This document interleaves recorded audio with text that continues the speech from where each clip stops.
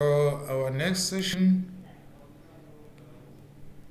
we will know that as leaders, we cannot be all over at the same time.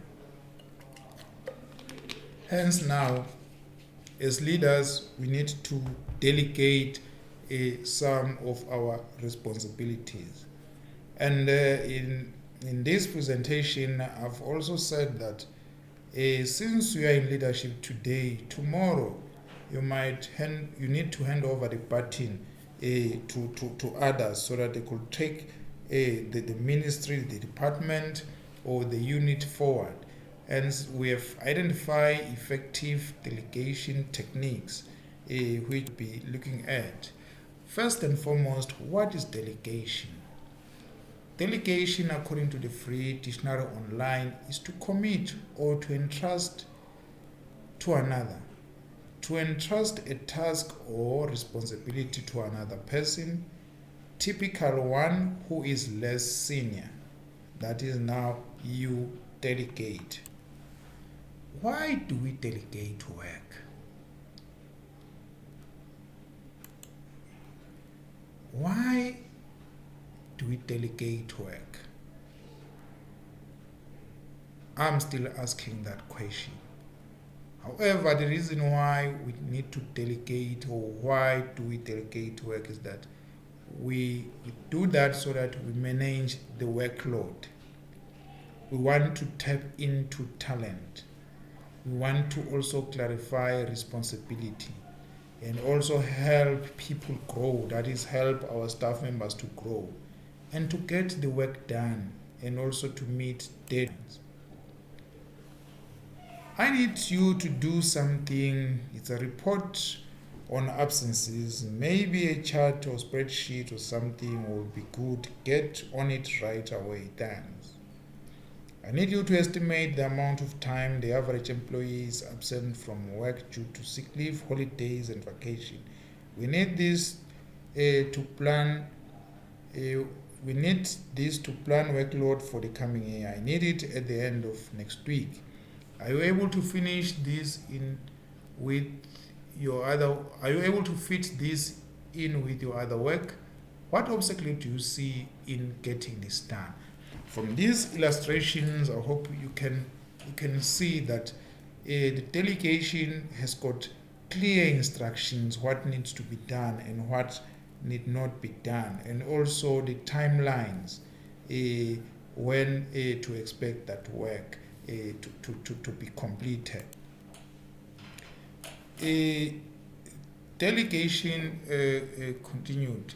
It shows different levels of authority by managers and freedom for employer. Here you look at the use of authority by the manager, the area of freedom for submitting. Because what's happening here is that the employee or the staff member is able now to learn. You are able to tell. Then now there is a research. You are able even to recommend, to consult, and also you check on them, you inform them, and you empower them. Activity delegation worksheet, here where you practice completing the delegation worksheet, where you now tell the employee the deliverable, the deadline, as I've already said, when to check in, how much authority does that particular employee or staff member has with that delegated duty. Also trade with a partner for feedback.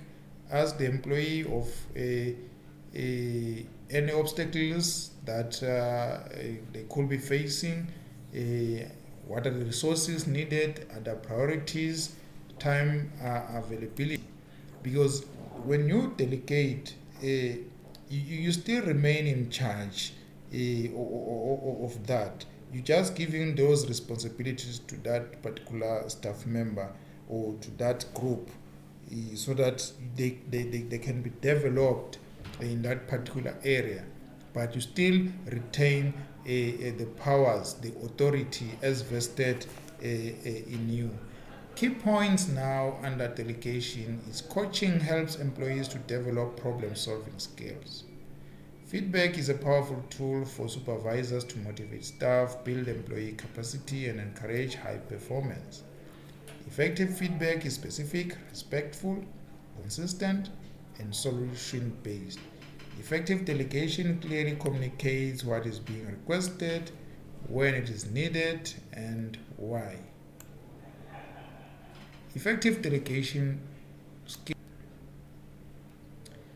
We have got the introduction, there is a teamwork, there is leadership, there is motivation, delegation, meetings for delegation. This explains the effective delegation. What is delegation?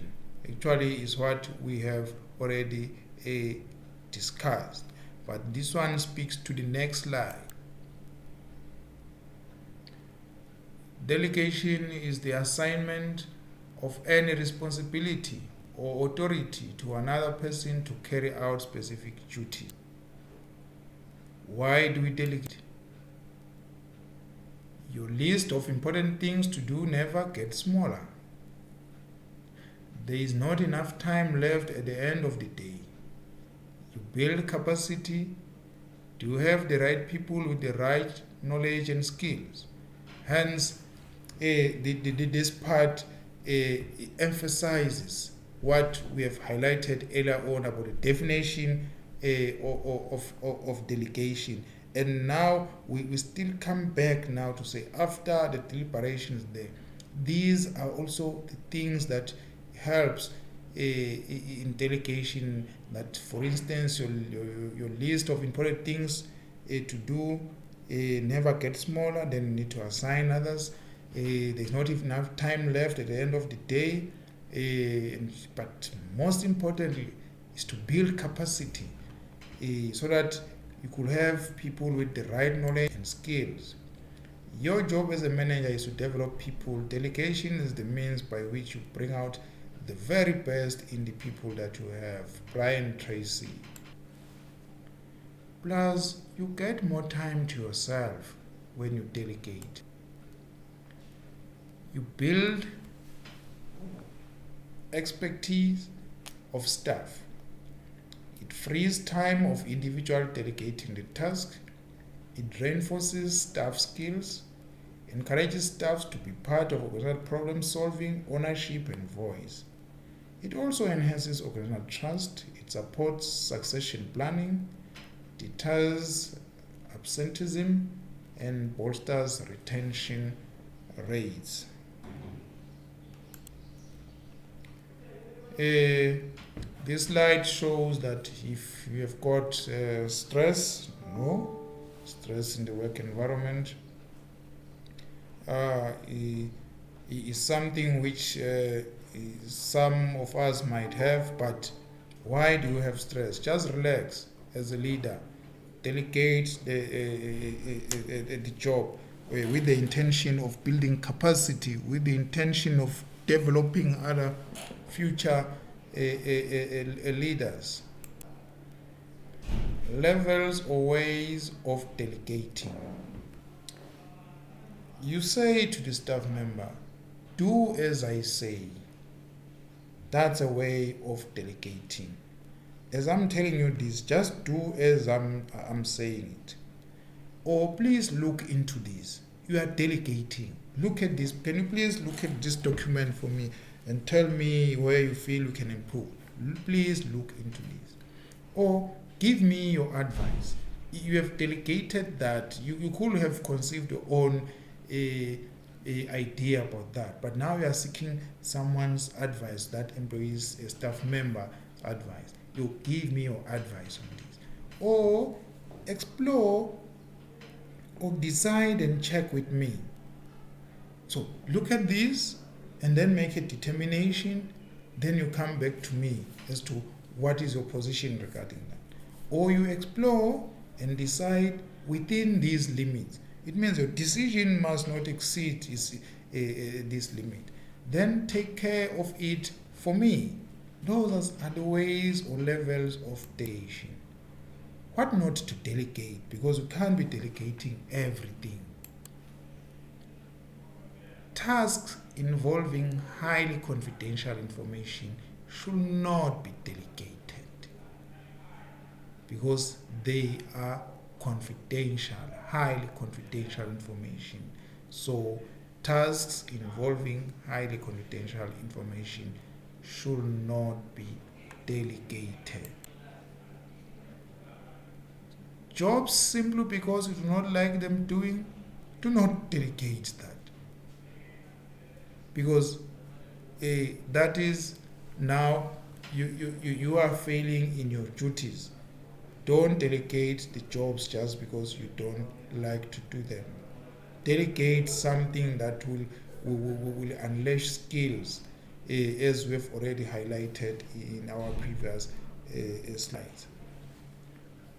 This marks the end of our session.